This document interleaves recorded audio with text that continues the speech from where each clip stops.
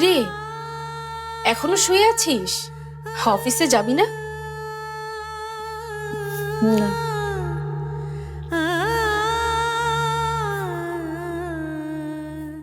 কিরে, কি হয়েছে তোর? কিচ্ছু হয়নি। আচ্ছা মামি, একটা কথা বলবে? হুম? সেদিন অ্যাক্সিডেন্টে শাহরিয়ারের বদলে যদি আমি মরে যেতাম, তাহলে কি খুব বেশি ক্ষতি হতো? কি বলছিস এসব তুই? হ্যাঁ,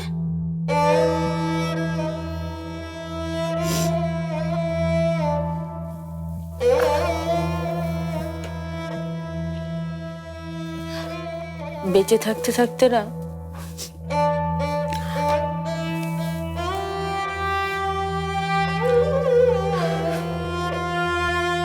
আমি বড্ড ক্লান্ত, জানো।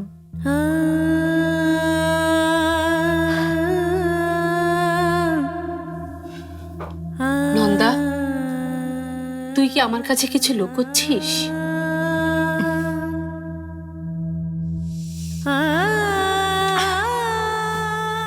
না মামি,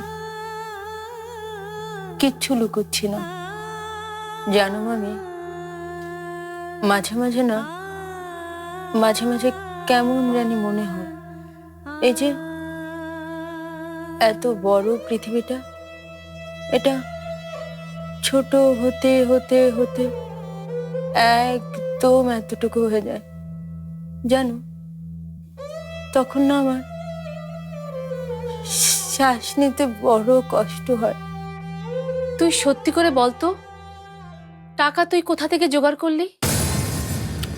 ওই তো, ওই যে আমার একটা বন্ধু আছে না, ময়মনসিংহে থাকে, ওই দিচ্ছে টাকাগুলো। ওখানেই ওর ব্যবসা। এই তো আজকেই দিয়ে দেবে। এই যে দেখো, স্কুলে ফাইনাল আর্কিটেকচারাল লেআউট ঠিক আছে কিনা দেখো। বাহ, চমৎকার আন্টি, দারুণ হয়েছে। আর এই যে, আর ঠিক এখানটায় বড় বড় করে আপনার নাম লেখা থাকবে। না, আমার নাম কেন থাকবে? মাহিনের বাবার নাম থাকবে। স্কুলটা তো আমি বানাচ্ছি, মাহিন তো বানাচ্ছে না, তাই মাহিনের আপত্তি থাকার কোনো কারণ তো আমি দেখছি না, তাই না মাহিন বাবা? মাহিন কথাই শুনে না। কি বলছো মা?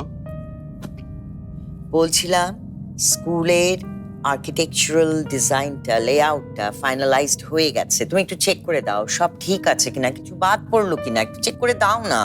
তোমাদের যেটা ভালো মনে হয় তোমরা সেটা করো, এইসবের মধ্যে আমাকে টেনো না। মাহিন, না টেনে উপায় নেই।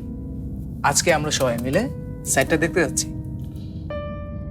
তোরা যা, আমি যেতে পারবো না, আমার জরুরি কাজ আছে। কাজ? কি কাজ?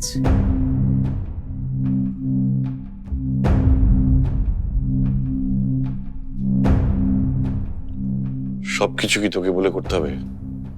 হুম?